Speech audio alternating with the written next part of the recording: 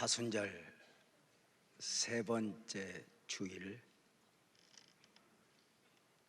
3월을 시작하는 첫 주일입니다. 오늘 우리 모두는 장학주일 예배로 드려지고 있습니다. 다음 세대를 위해 온 성도들이 마음을 담아 함께 헌신하는 주일 예배입니다. 앞서 살아온 세대로서 다음 세대를 위해 무엇이라도 해야 하기 때문입니다. 지난 금요철야 기도회 시간에 우리 모두는 다음 세대를 위해 특별한 시간을 가졌었습니다.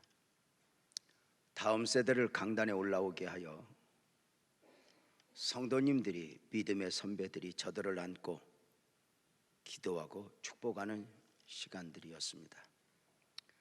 새로운 시작, 새 학기를 시작하는 자녀들을 위해 기도해야 할 이유야말로 분명하지 않겠습니까? 자녀들이 새로이 시작해야 하는 새 학기는 어쩌면 부모에게는 자녀들을 전쟁터로 보내는 마음이기 때문입니다. 새로이 맺어야 하는 관계들 가운데 왕따는 당하지 않을까? 보이지 않는 가운데 있어지는 경쟁들을 잘 감당할 수 있을까? 공부는 잘할까? 선생님의 사랑을 받을까? 자녀의 부족을 잘 알고 있는 부모들의 기본적 염려입니다. 우리 부모들의 한결같은 소망이 있다면 부모가 좀 더 희생을 해서라도 자식이 행복했으면, 잘 성장해 주었으면 하는 마음입니다. 그래 부모들은 자식 농사가 제일이라 하며 자식을 위해 모든 것을 다 쏟곤 합니다. 사랑하는 성도님들, 성경의 인물 가운데 우리 자녀들이 누굴 닮았으면 좋겠습니까? 아브라함, 이삭, 야곱, 모세, 다윗, 다니엘, 사무엘, 바울, 누구입니까?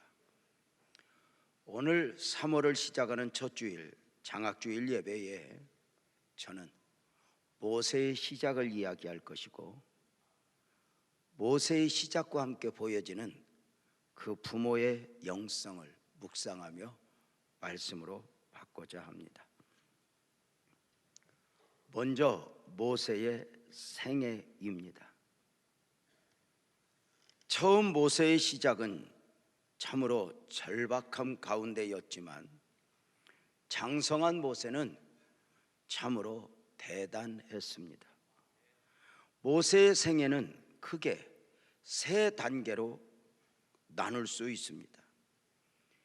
태어나 애굽 궁궐에서의 성장 과정 40년 1단계, 미디안 광야에서 40년 2단계, 출애굽한 이스라엘 백성들을 가나안으로 인도되기까지 출애굽 영도자로서의 40년입니다. 이 세 단계 가운데 먼저 애굽 궁궐에서의 성장 과정 40년을 보면 모세는 최고의 실력자로 성장을 하였습니다. 모세의 실력에 대하여 사도행전 7장 22절은 모세가 애굽 사람의 모든 지혜를 배워 그의 말과 하는 일들이 등하더라입니다. 당대 초강대국인 이집트에 모든 학문을 배웠으니 부분적으로가 아니라 다 배웠다는 것입니다. 모세의 실력은 책상 앞에서의 지식으로만이 아니라 모든 지혜를 겸비했으니 그가 하는 모든 일에도 능하였다고 말하고 있습니다. 모세는 이집트 궁궐에서 실력자로만 성장한 것이 아닙니다.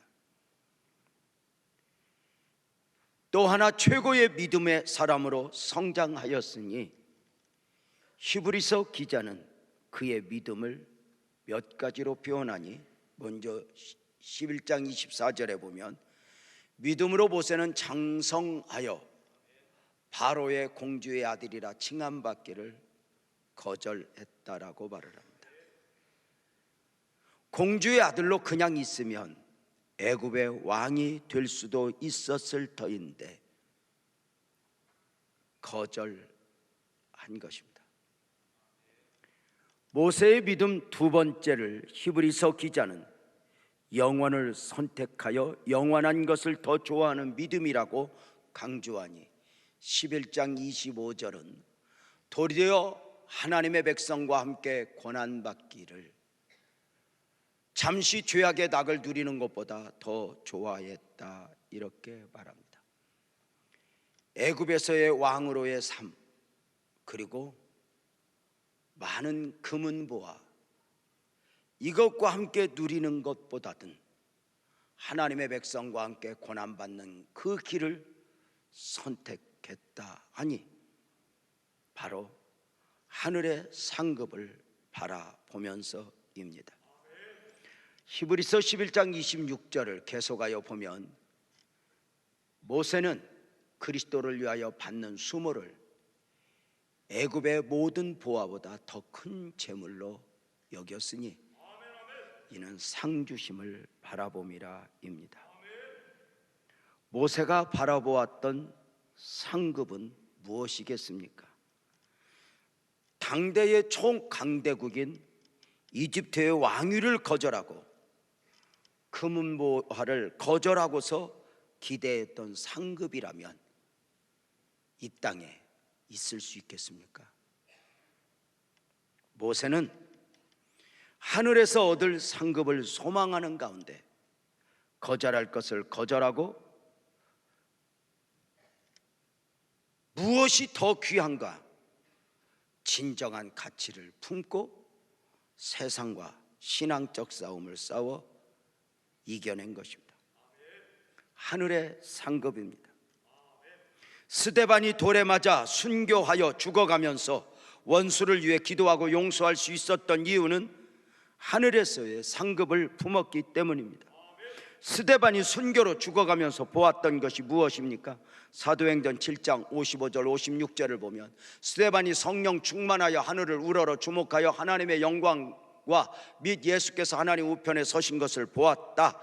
그리고 이렇게 말합니다. 말하되 보라, 하늘이 열리고 인자가 하나님 우편에 서신 것을 보노라 한데, 스데반은 죽어 순교하는 가운데 하늘을 보고 하늘에 있는 것을 말하며 소망하며 죽어갔습니다.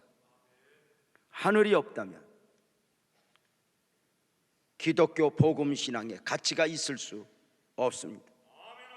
하늘이 없다면 기독교라고 하는 종교는 세상의 많은 종교들 가운데 또 하나의 종교일 뿐입니다. 그러나 하늘이 있기에 기독교는 세상의 종교와 다른 종교가 되는 것입니다. 기독교 복음이 주는 최고의 축복은 주님 계신 영원 하늘이기 때문입니다. 모세는 최고의 실력과 최고의 믿음과 함께 또 하나 사명의 사람으로 성장했으니 사도행전 7장 23절에 보면 모세 나이가 40이 되매 그 형제 이스라엘 자손을 돌볼 생각이 나더니입니다.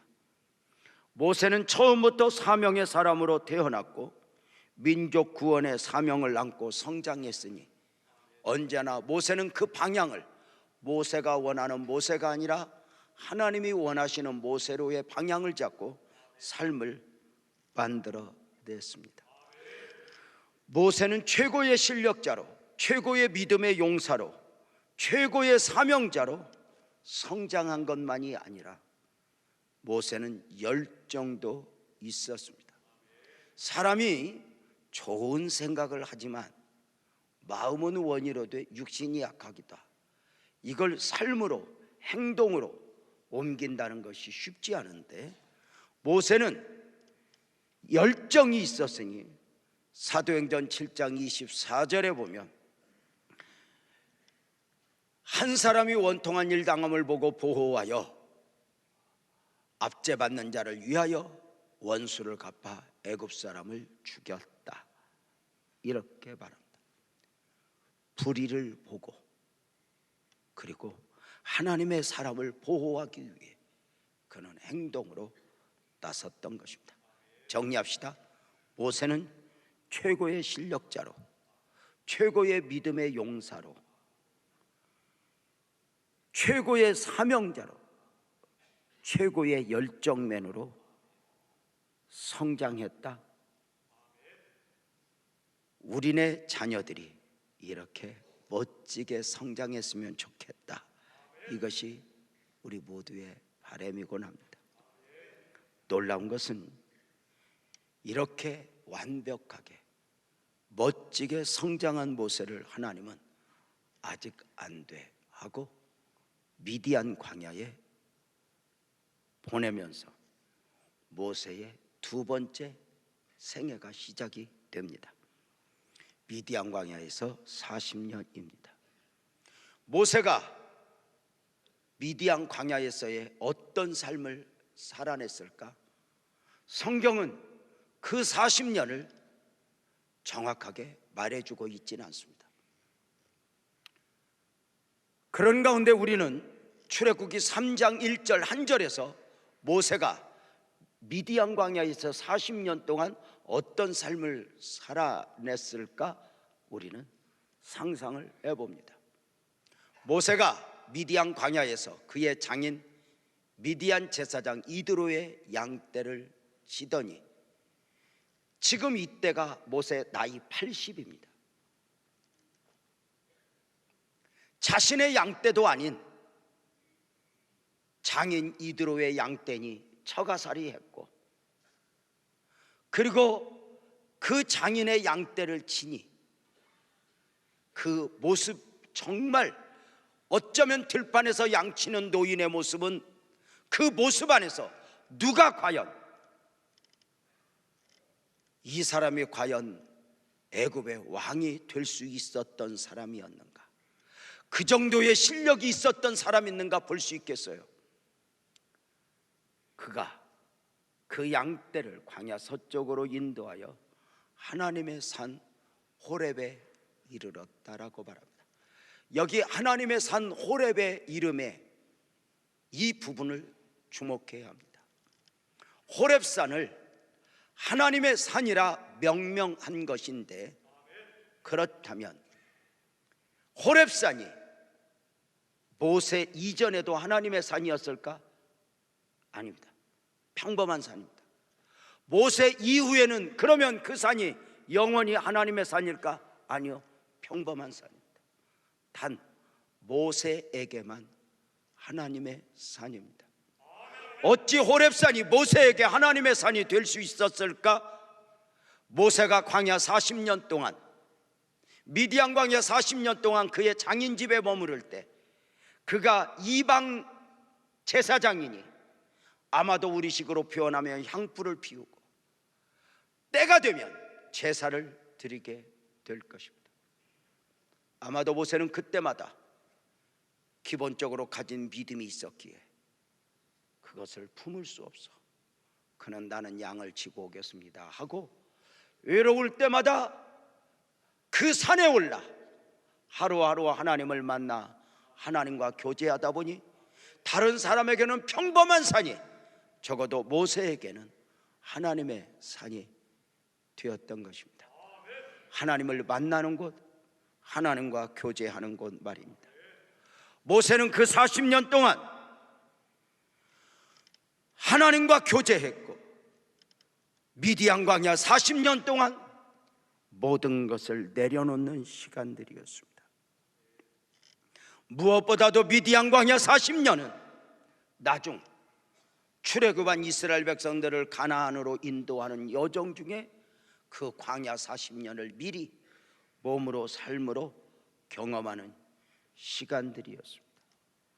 모세의 광야 40년은 최고의 영도자로 훈련되는 시간들이었습니다. 모세의 생애를 3단계로 나누어 설명하고 있습니다. 첫 번째는 애국 궁궐에서의 40년, 그리고 미디안 광야에서 40년. 세 번째는 출애굽한 이스라엘 백성들의 영도자로서의 광야 40년입니다. 출애굽한 이스라엘 백성들을 인도하는 영도자로서의 모세의 광야 40년은 단순히 이스라엘 백성들을 가나안으로 인도하는 것만이 목적이 아니었습니다. 하나님의 백성을 하나님의 백성답게 만들어 훈련하는 기간이었으니 그들에게 바로 광야에서 율법이 주어지니 십계명을 비롯하여 절기법, 제사법, 민법, 형법, 사회법이 그 품에 안겨지고 무엇보다도 성막을 세워 복음의 초석을 세우는 과정이 바로 출애굽 광야였습니다. 그래 이스라엘 출애굽과 광야 40년, 그리고 요단을 건너는 광야 가나안 입성은 단순히 이스라엘 역사를 말하고자 하는 것이 아니라 복음을 복음으로 한눈으로 보여주고자 하시는 하나님의 섭리입니다. 다시 말씀을 드리겠습니다. 출애굽한 이스라엘 백성들을 그 애국과 10가지 재앙 가운데 그 싸워야 하는 그 처절한 전쟁, 그리고 홍해를 건너고 광야 40년, 그리고 가나안 입성, 이 전체를 기록한 모세 오경을 왜 이렇게 자세하게 우리에게 기록되어 남겨주고 있는가? 바로 복음은 이런 것이다. 이것을 우리에게, 오늘을 살아가는 우리에게 보여주고자 함이라는 것입니다. 그래서 출애굽의 역사를 기록한 모세 오경에 대하여 주님이 내려주신 정의가 있으니 요한복음 5장 39절입니다. 너희가, 주목하십시오, 너희가, 누가? 당시 유대인들, 바리새인들을 향하여 주시는 말씀입니다. 바리새인들, 너희가 성경에서 영생을 얻는 줄 생각하고 성경을 연구하거니와 했는데, 이 성경은 아직 신약 성경이 나오지 않았을 때이니 구약 성경, 특별히 모세 오경을 말합니다. 너희가 모세 오경에서 영생을 얻는 줄 생각하고 모세 오경을 연구하거니와, 이 모세 오경이 곧 내게 대하여 증언하는 것이라. 사랑하는 여러분, 모세 오경이 무엇을 말하고 있다는 것입니까? 바로 영생 얻는 원리와 함께 곧 내게 대하여 기록한 책이라, 예수님에 대하여 기록한 책이라는 것입니다. 영생 얻는 원리, 복음과 복음의 원천자이신 예수님은 모세 오경에서 보여져야 하는 핵심입니다. 모세 오경에서 영생 얻는 원리, 복음과 복음의 원천자이신 예수님을 만나지 못했다면 모세 오경을 아는 것이 아닙니다. 모세 오경을 내용으로는 알지만, 한 사건으로는 알지만, 역사로는 알지만, 그 내용 안에, 그 사건 안에, 그 역사 안에 담긴 진리로 알아내지 못한 것입니다. 다시 말씀을 드립니다. 우리가 전체 모세 오경뿐만 아니라 성경 전체에서 영생 얻는 원리, 복음을 만나지 못했다면, 성경에서 예수님을 만나지 못했다면 성경을 아는 것이 아닙니다. 성경의 내용으로는 알지만 진리로 아는 것이 아니기 때문입니다.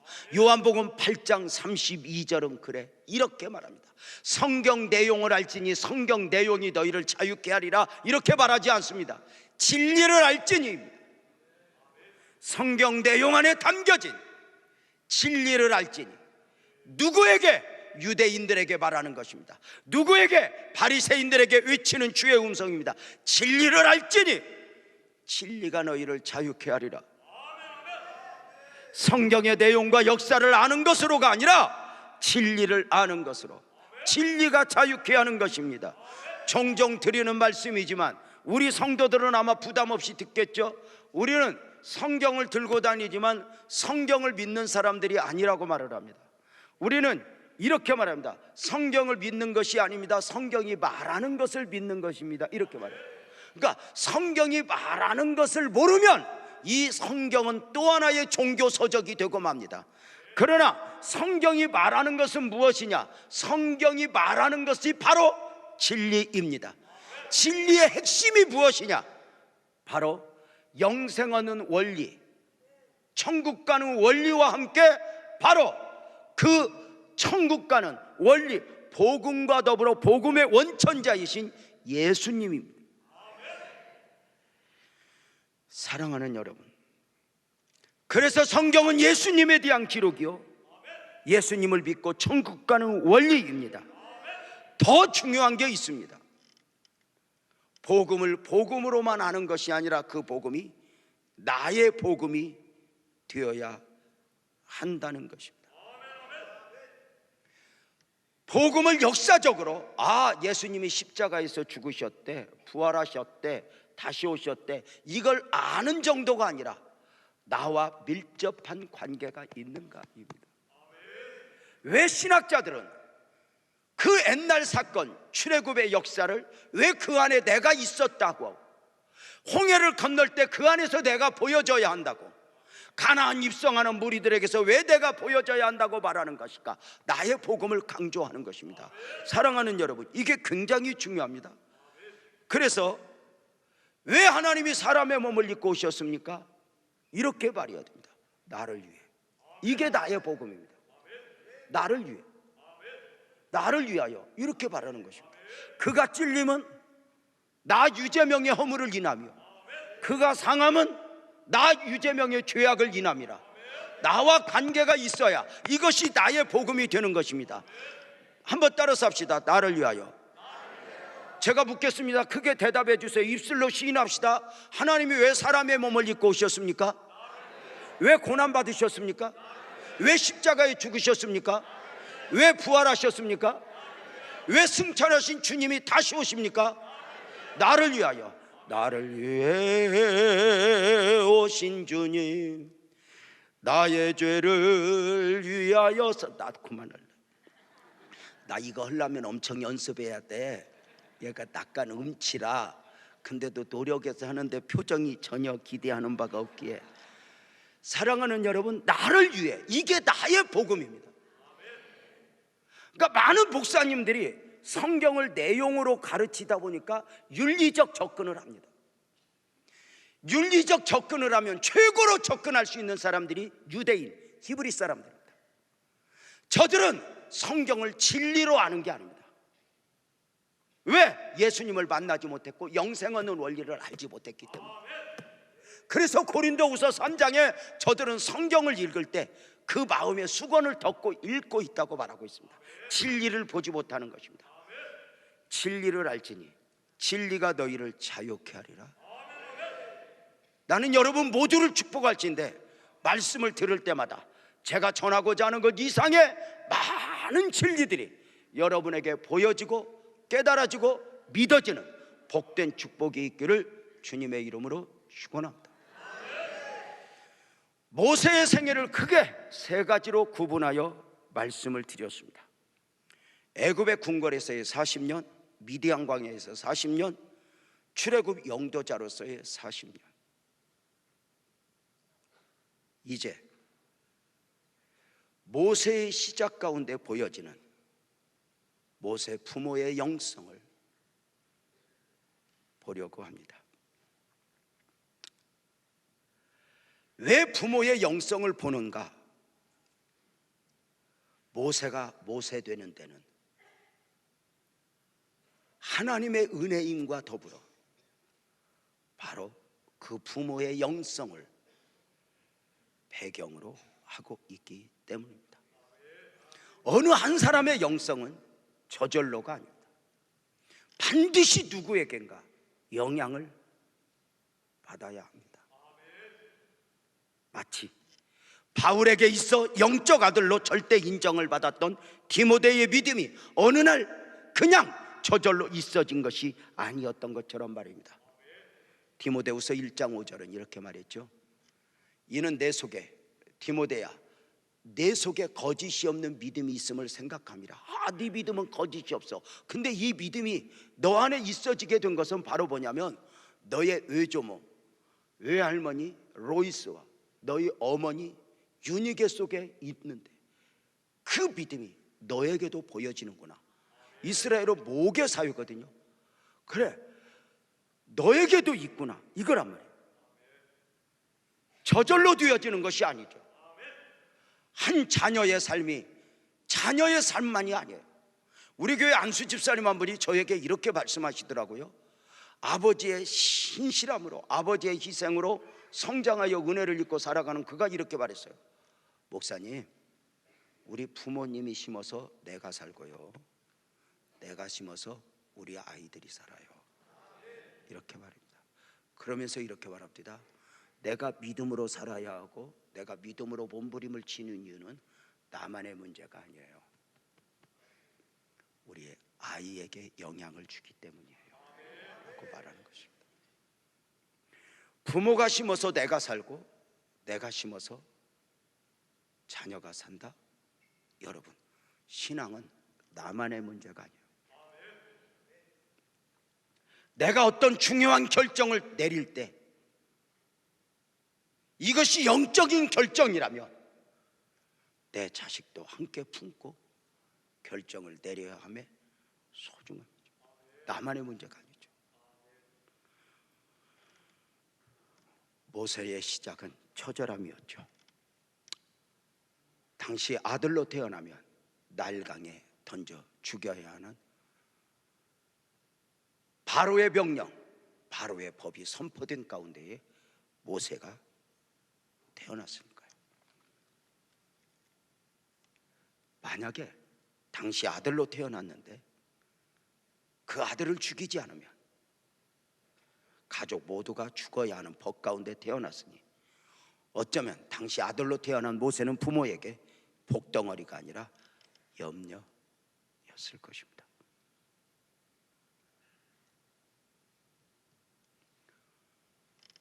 왕의 명령, 세상 임금이 자식을 죽이라 하지만 어찌 부모가 자식을 인위적으로 죽일 수 있겠습니까?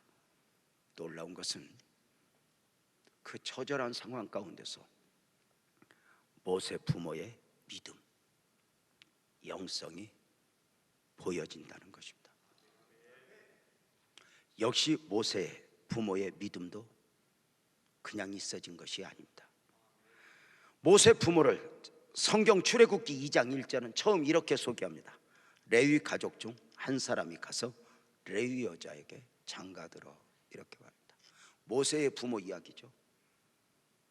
하나님께서는 모세를 허락하시기 위하여 레위 가족 중 한 사람이 가서 레위 여자에게 장가들어 모세를 낳았더라 하는데, 정말 언젠가 이 말씀을 묵상하다가 제 스스로 하나님은 진짜 급한 것이 없는 양반이구나 내가 깨달은 게, 아우성 가운데 우리를 구해 주시었으면 좀 빨리 좀 역사하시지 그때서 결혼을 시켜요. 급한 것이 없구나. 또 더 여유가 만만한 것은, 아니 그렇게 결혼시켰으면 얼른 모세부터 나오게 하지, 아론 나오게 하고 미리암 나오게 하고 그 다음에 모세를 주시니 하나님하고 시간 싸움하다가는 미치고 벌떡 뛰었다 싶은 생각이 들었던 적이 있습니다. 자, 왜 모세 부모를 소개하면서 레위 지파 한 사람이 레위 지파 여인에게 장가들었다는 것을 강조하느냐? 모세가 레위 지파입니다. 당시 이스라엘 12지파 가운데 여호와 하나님을 향한 경건한 신앙을 조상으로부터 물려받아 그 신앙을 간직하여 잘 지켜내고 있던 사람은 레위 지파입니다. 이스라엘 12지파가 애굽에서 430년 사는 동안 모두가 치우쳐 애굽 문화에 젖어 애굽 사람으로 살아갔었습니다. 당시 많은 사람들은 애굽에서 하나님을 이야기했지만, 하나님을 말했지만 애굽 사람으로 애굽에 동화되어 살아가고 있었으니, 그 증거 중에 하나가 이스라엘 백성들 광야 여정 중에 모세가 시내산에 올라가 내려오지 않자 저들이 금송아지를 만든 것입니다. 애굽에서 애굽 사람들이 하던 짓을 흉내낸 것입니다. 근데 혹시 아세요? 그렇게 금송아지를 만들 때 얼마나 광야 이스라엘 백성들이 미쳤었습니까? 금 귀걸이, 금 코걸이. 여러분, 이게요, 요즘에만 막 코를 뚫고 그런 게 아니에요. 옛날에도 다 있었어요. 나 언제 보니까 깜짝 놀랐죠. 혀에도 뚫대.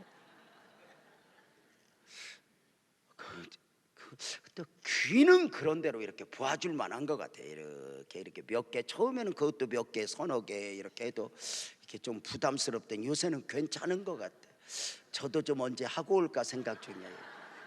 이렇게 한 대여섯 개 이렇게 달고 이렇게 할렐루야 이렇게 달고 오면 괜찮겠다 싶은 생각도 드는데,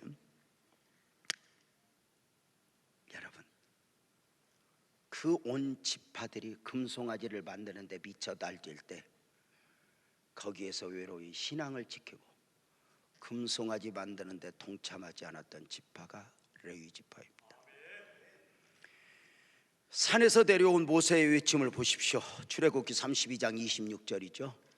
이에 모세가, 시내 산에서 내려온 모세가 이르되 누구든지 여호와의 편에 있는 자는 내게로 나오라 하며 레위 자손이 모여 그에게로 다 갔다고 말합니다. 레위 지파는 애굽에 살면서 조상으로부터 물려온 신앙을 가슴에 안고 우상 문화에 젖어들지 않는 가운데 금송아지를 만드는 저들의 불신앙을 거절할 수 있었던 것입니다. 신앙은 하루아침에가 아니었습니다. 결국 하나님은 이 레위 지파를 하나님만 섬기는 제사장 지파로 따로 구분하셨으니, 조금 전에 읽었던 출애굽기 2장 1절에 레위 가족 중 한 사람이 가서 레위 여자에게 장가들어 이것이 무엇을 말하고 있는가를 알겠죠. 얼마나 경건한 가정에서 경건한 사람들이 모세를 잉태하였고 모세를 태어나게 했는가. 자, 다시 강조합니다. 모세는 사실 최악의 상황 속에서 태어났습니다. 아들로 태어나면 죽임을 당해야 했습니다. 그 아들이 죽지 않으면 가족이 모두가 죽임을 당해야 했기 때문입니다. 가족이 살기 위해서는 태어난 모세를 죽여야 했는데, 놀라운 게 믿음이 그러하지 않습니까? 그 처절함의 자식 앞에서, 그 자식의 얼굴에서 모세 부모는 보이지 않는 그 무엇을 보니 이것이 바로 모세 부모의 영성이었습니다. 무엇을 보았습니까? 출애굽기 2장 2절에서는 우선 이렇게 말합니다. 그 여자가 임신하여 아들을 낳으니 그가 잘생겼다, 이렇게 말하는데, 이 말씀만 가지고는 우리가 하나님의 뜻을 헤아려 알 수 없습니다. 왜냐하면 잘생겼다, 이건 주관적인 거지 절대 객관적인 것일 수 없으면, 어미 뱃속에서 양수에 10달 동안 푹 젖어 있다 다음에 애들이 태어나면 불어갖고 이게 울퉁불퉁 나왔는데 뭐 잘생길 리가 있겠습니까? 동의를 안 하는군요. 그러면 그 아이에게서 본 것이 무엇일까? 사도행전 7장 20절입니다. 그때의 모세가 낳는데 하나님 보시기에 아름다운지라. 부모 보기에, 어미가 보기에가 아니라 하나님 보시기에 아름답다. 하나님 보시기에 아름답다. 이것은 하나님 처음 창조의 용어입니다. 하나님께서 처음 세상을 창조하시고 첫째 날 둘째 날 계속해서 강조하셨던 바가 바로 무엇이냐? 아멘 합시다. 보시기에 좋았더라. 보시기에 좋았더라의 의미가 무엇입니까? 지금 창조물 아담을 창조하시고 그리고 만물을 창조하시고 보시기에 좋았더라, 보시기에 심히 좋았더라는 지금 창조물들이 보기 좋은 게 아닙니다. 이 창조물들을 통하여 앞으로 이루실 하나님의 비전, 섭리를 담아서 보시기에 좋았더라입니다. 그렇다면 모세 부모는 모세가 처절한 가운데 태어났지만 모세 안에 담겨진 하나님의 섭리, 하나님의 비전, 하나님의 뜻을 믿음으로 본 것입니다. 세상에서 임금의 소리가 네 아들 죽여야 돼, 염려, 세상의 관점으로 그를 보며 염려한 것이 아니라 하나님의 관점, 하나님의 마음으로 모세를 보았습니다. 우리 아이는 부족하지만 어쩌다 태어난 아이가 아니라, 크게 아멘 합시다, 하나님의 뜻과 섭리가 담긴 가운데 태어난 하나님이 주신 아이다. 이것이 우리에게 오늘 또 한 번 가능성이 있어서가 아니라, 누구보다 잘나서가 아니라, 그냥 부모로서 자식을 보며 믿음으로 말하고 선포해야 될 내용 아닌가? 가능성이 있어서 그의 능력 안에서 미래를 보는 것이 아닙니다. 지금 상황은 나를 실망시키고 죽여야 하는 좌절입니다. 사실 자식이 부모에게 기대이기는 하지만 부모 기대를 충족시켜주는 자식이 얼마나 있겠습니까? 저도 아이 셋 키우지만 자식은 태초부터 속썩이기로 작정을 하고 태어난 놈들이. 주여.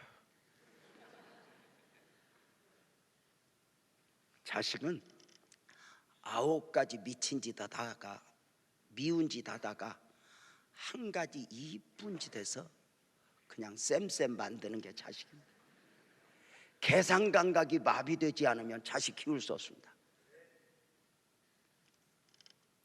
여러분, 놀라운 것은 그 최악의 상황 속에서 임금의 명령이, 세상의 소리가 죽여, 희망 없어, 염려야 하는데 그 염려 덩어리 안에서 하나님의 섭리, 하나님의 비전을 보고 믿어버린 것입니다. 그러나 믿음도 한계가 있죠. 석 달 동안 아이가 성장하는 과정 중에 이렇게 하다 보니 울음소리가 밖으로 나가는데, 이제 사내 아이 목소리가 구분이 돼요. 이 아이 계속 데리고 있다가는 우리 가족 모두가 죽겠다 해서 부모가 모진 결심을 합니다. 이 아이를 내놓자. 이 아이를 나일강에 던져놓자. 그런데 여기에서 그 믿음이 또 하나 표현되는 겁니다. 나일강에 그냥 던진 것이 아닙니다. 이 처절한 가운데서 모세의 믿음이 어떻게 표현되어지는가? 출애굽기 2장 3절에 보면 모세를 석 달 동안 기르다가 더 숨길 수 없게 되매 그를 위하여 갈대 상자를 가져다가 역청과 나무진을 지나고 아기를 거기 담아 나일강가 갈대 사이에 두고. 어떤 단어가 들어오십니까? 저는 오늘 여러분에게 두 단어를 여기서 소개합니다. 하나는 그를 위하여, 그를 위하여가 뭔가? 갈대 상자를 가져다가. 자, 이해가 되십니까? 모세 부모가 모세를 갈대 상자에 담아 나일강에 띄워 보내면서 이렇게 말했습니다. 그를 위하여. 상식적으로 생각합시다. 아이를 보내는 것은 가족을 위해서입니까? 그를 위해서입니까? 가족을 위해서입니다. 그런데 성경은 그를 위해서라고 말합니다. 이게 이해가 되나? 냉정하게 따지면 가족의 안위를 위해서 모세가 버림을 받은 것입니다. 그럼에도 부모는 그 모세를 갈대 상자에 담아 보내면서 그를 위하여 이렇게 고백하니, 이렇게 선포하니, 이것이 모세 부모의 믿음이고 영성입니다. 모세 부모는 모세를 버린 것이 아니었습니다. 모세를 믿음으로 하나님께 맡긴 것이니 무엇으로 알 수 있습니까? 갈대 상자에 담아 보냈으니, 원래 성경은 갈상자입니다. 갈대 상자의 갈대는 히브리어 원어로 테베인데, 종이가 없던 시절에 하나님 말씀을 기록하던 종이입니다. 갈대 상자의 상자는 고베, 히브리어로 고베인데 방주를 상징하는 단어입니다. 방주도 고베입니다. 방주를 사용하는 단어로 방주는 예수 그리스도를 예표하는 것입니다. 부모가 그를 그냥 나일 강가에 보내 너 죽어 한 것이 아니라, 그를 보내면서도 믿음이 표현되니 그냥이 아니라 갈대 상자에 담아 그를 보낸 것은 부모가 더 품을 수 없어 그를 포기한 것이 아니라 부모로서의 한계를 느끼는 가운데 아멘 크게 합시다, 그를 하나님 말씀에 맡긴 것이고 예수 그리스도에게 맡긴 것입니다. 이것이 바로 모세를 보내면서 그를 위하여 이렇게 말씀이 기록했던 이유입니다. 최악의 상황 속에서 믿음으로 표현했으니, 부모가 모세를 갈대 상자에 담아 나일강에 보내면 아멘 합시다, 포기가 아니라 기대였다는 것입니다. 이 혼돈 가운데 우리 함께 죽자 하고 자식을 품고 있는 것이 그를 위한 것이 아니라, 어차피 인생은 내 맘대로 안 돼, 어느 한계가 넘으면 자식도 내 맘대로 안 돼, 그를 말씀에 예수님에게 맡기며 그를 위하여 이렇게 말합니다. 내일부터 우리 자녀들이 학교에 가야 합니다. 사실 그곳은 전쟁터입니다. 설교 서두에 말씀을 드렸던 것처럼 이 아이가 적응은 잘할까? 공부는 잘할까? 왕따는 당하지 않을까? 왜? 부모가 자식의 부족을 잘 아니 염려 가운데 보냅니다. 그럼에도 불구하고 그를 끌어안지 않고 왜 보냅니까? 딱 정리되었습니다. 보내는 것이 그를 위한 것임을 아니까.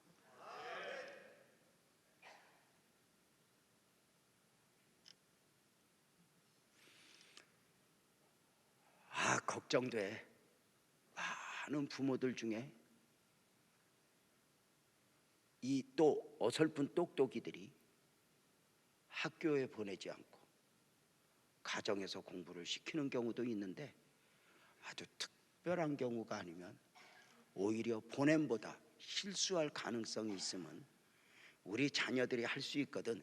울타리 안에서보다는 잡초 가운데 성장을 해야 지도자로 성장을 할 수 있다고 생각을 하기 때문입니다. 세상이 불만이기는 하지만 그래도 그 불만 가운데서 성장을 하면서 이렇게 이기는 법도 배우고, 이렇게 뭐 속상했다가 또 뭐 극복하는 법도 이게 배우는 것이 다 학교 아닐까 싶어요.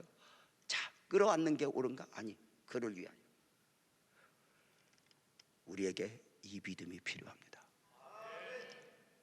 성경은 감히 이렇게 말씀하십니다. 너희 염려를 나한테 맡겨.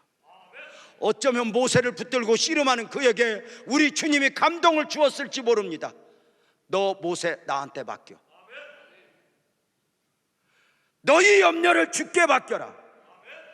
나의 염려, 나의 근심 내가 붙들고 있는 것이 아니라, 아멘 합시다, 나일강에 띄워 보내야 합니다. 그냥 보내는 것이 아니라 갈 상자에 담아 보내는 것입니다. 참 믿음은 포기가 아니라 기대입니다. 문제는 방주입니다. 방주는 엔진이 달려있어 목적지를 향하여 가는 배가 아니라는 것입니다. 그냥 떠 있는 배입니다. 어디로 갈지 갈 바를 모르는 배가 방주입니다. 우리 믿음의 사람들의 삶이 방주 인생이니 갈 바를 모르는 가운데 아브라함이 그러했고, 미디안 광야의 모세가 그러했고, 노예 생활했던 요셉, 감옥 생활했던 요셉이 그러했고, 사울 앞에 다윗이 그러했고, 광야에서 자기 아는 길 내려놓고 구름기둥 불기둥의 인도 따라 가야 하는 광야 이스라엘 백성들이 바로 그러했습니다. 믿음으로 산다, 방주 인생으로 사노라면 때로는 세상이 보기에 바보 같습니다. 목적을 정하고 좀 가야지, 사람이 계획을 세우고 가야지. 어릴 적부터 자꾸 꿈이 물어봅니다. 저보고는 어른들이 어릴 때 자꾸 꿈을 물어보면 힘들었습니다. 나는 말할 게 없는데 자꾸 물어보니까 이 사람이 뭘 원하는가 해서 오늘은 판사, 내일은 의사. 아니 어릴 적 말하면 꿈이니까. 저는 우리 아이들에게 이야기했습니다. 네 성장에 꿈이 몰라도 아무렇지도 않다. 그냥 가라. 너에게 최고의 꿈은 예수님이다. 예수님과 함께 가라.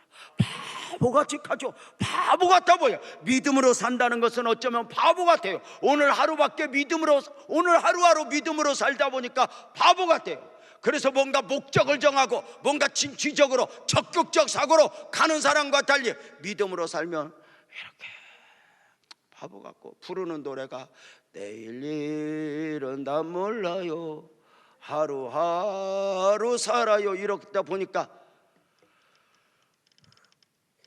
때로는 나도 바보 같지만 놀라운 게 있어요. 다 내려놓고 방주에 띄워 보냈는데 하나님의 역사는 시작이 되니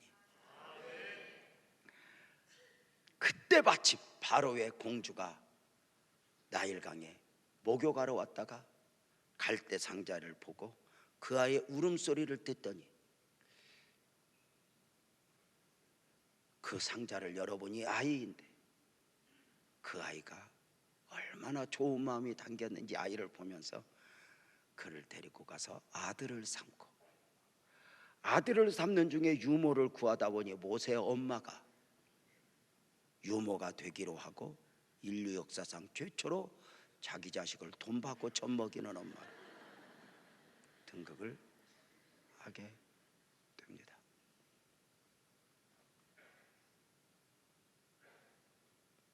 오늘 장학주일에 말씀을 전하다 보니까 최초의 왕궁 장학생은 아마도 모세였다 싶은데 주님이 하신 일이겠죠. 놀라운 것은